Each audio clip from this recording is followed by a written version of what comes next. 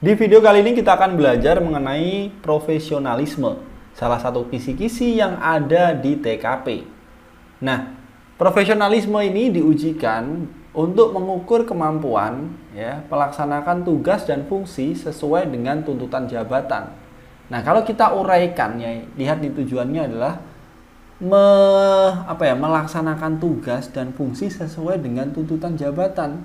Ini sesuai dengan TUSI. Jadi kita harus paham di dalam soal profesionalisme bahwa setiap jabatan ada tugas dan fungsinya masing-masing.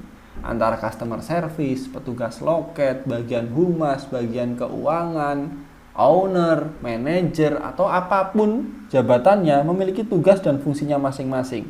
Nah, kita nggak bisa ngambil ranahnya orangnya di sini. Misalkan kita bagian pelayanan terus ngehandle bagian keuangan, itu nggak bisa. Kita harus paham itu, ya.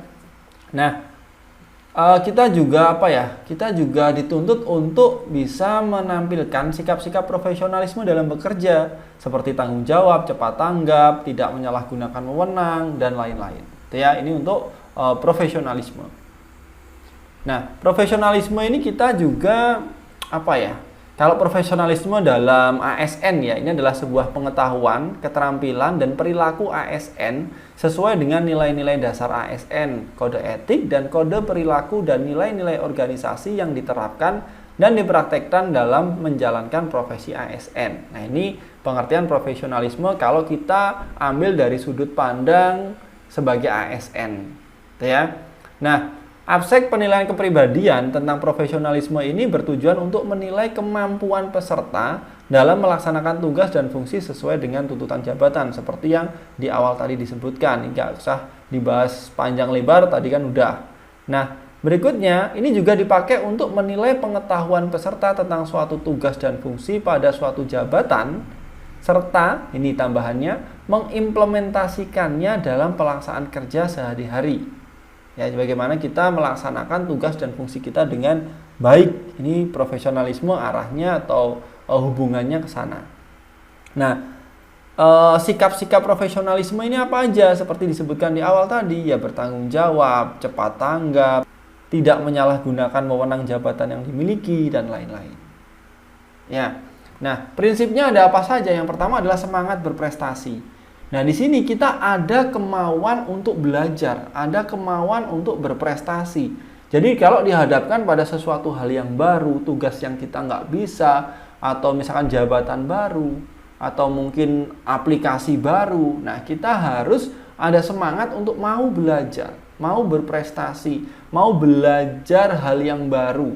Itu di bagian semangat berprestasi. Lalu kita juga harus bertanggung jawab. Kalau memang itu bagiannya kita, bagian tim kita, ternyata ada kesalahan, kita harus mau nanggung, Kita harus minta maaf, kita harus mau nanggung kesalahan dan memperbaiki itu. Jangan cuma minta maaf tapi tidak mau tanggung jawab, nggak bisa. Terus kalau dihadapkan pada hal-hal lain, kita punya pekerjaan, terus ada urusan pribadi, nah kita harus tanggung jawab pada urusan pekerjaan kita. Urusan pekerjaan kalau di soal TKP itu nomor 1 lah kalau dibandingkan dengan urusan pribadi kita. Nah, berikutnya ada adaptif. Kita harus adaptif terhadap suatu perubahan-perubahan yang mungkin terjadi di dunia kerja atau pada saat kita bekerja. Lalu kita juga harus menjaga integritas. Kita harus jujur, kita harus jujur. Integritas hubungannya dengan kejujuran. Kita harus jujur, kita nggak boleh misalkan pekerjaan kita akalin, keuangan pekerjaan kita ambil, itu nggak boleh. Nah, di dalam soal profesionalisme kita seringkali akan dihadapkan pada soal di mana ada gangguan terhadap pekerjaan atau ada pilihan pekerjaan atau sesuatu yang lalu atau yang lama, atau mungkin pekerjaan ini dibenturkan dengan masalah pribadi. Ada pekerjaan yang lama dikasih pekerjaan yang baru, ada pekerjaan yang mungkin harus diselesaikan, ternyata kita di rumah ada masalah gitu. Nah, di sini kita ngejawabnya harus fokus pada pekerjaan apapun gangguannya. Cuman kalau ada soal di mana A dan B ini dibenturkan, kita milih jawaban yang pertama, kita harus nyari yang win-win solution, yang kita bisa mengakomodir keduanya. A-nya dapat, B-nya dapat. Tapi kalau nggak bisa dua-duanya, harus terpaksa milih salah satu, maka kita utamakan yang pekerjaan kita. Itu ya. Nah ini contohnya nih. Anda adalah seorang pegawai pada sebuah perusahaan swasta. Pada suatu hari, Anda dan rekan kerja berencana untuk makan siang di luar kantor pada jam istirahat. Namun, atasan Anda memanggil serta meminta tolong kepada Anda untuk menangani klien yang sangat penting yang akan datang di jam istirahat. Apa yang akan Anda lakukan? A. Meminta izin kepada atasan karena sudah memiliki rencana dengan rekan kerja. B. Meminta bantuan kepada teman untuk menangani klien tersebut sampai Anda kembali setelah jam istirahat.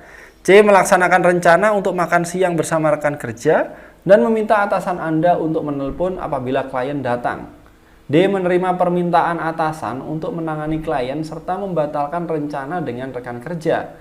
E. Menolak permintaan atasan dengan sopan karena jam istirahat adalah hak pegawai. Nah, ini kita bisa lihat ya teman-teman. Pilihan jawaban A ini yang kurang tepat. Ya, karena rencana makan siang bersama rekan kerja, ini seperti dijelaskan dalam soal ya, bukan sesuatu yang sifatnya mendesak. Maka dari itu, meminta izin kepada atasan dengan alasan tersebut itu menunjukkan kita kurang profesional dalam bekerja. Nah, kalau yang B ini juga kurang tepat, karena yang dipercaya oleh atasan untuk menangani klien penting tersebut yaitu kita, bukan teman kita. Nah, tindakan melemparkan tanggung jawab kepada teman, padahal kita seharusnya bisa menangani, itu juga tidak menunjukkan profesionalisme. Ya, itu menunjukkan kita nggak profesional lah dalam bekerja itu ya. Nah, kalau pilihan yang C, ya ini juga kurang tepat. Karena apa ya? Nggak sopan, ya nggak jelas nggak sopan. Ini nggak sopan, kita nyuruh atasan ini nggak sopan. Ini kurang profesional kalau ini juga. Nah, pilihan jawaban yang tepat ada di D nih teman-teman. Kenapa? Karena rencana kita untuk makan ini bukan suatu hal yang mendesak. Jadi bisa direncanakan di lain waktu. Kita fokus ke pekerjaan kita. Kalau yang E ini juga kurang tepat, alasannya meskipun jam kerja merupakan hak setiap pegawai, tapi pada saat tertentu ketika kita diberikan kepercayaan untuk menangani klien yang sangat penting, ya kita harus mau menerima tugas tersebut. Ya teman-teman, jadi poin tertinggi di sini adalah D. Nah, untuk materi dan soal-soal yang lain, teman-teman bisa belajar dari latihan soal dan juga tryout yang sudah tersedia. Selamat belajar, semoga teman-teman sukses dan bisa jadi PNS. Amin.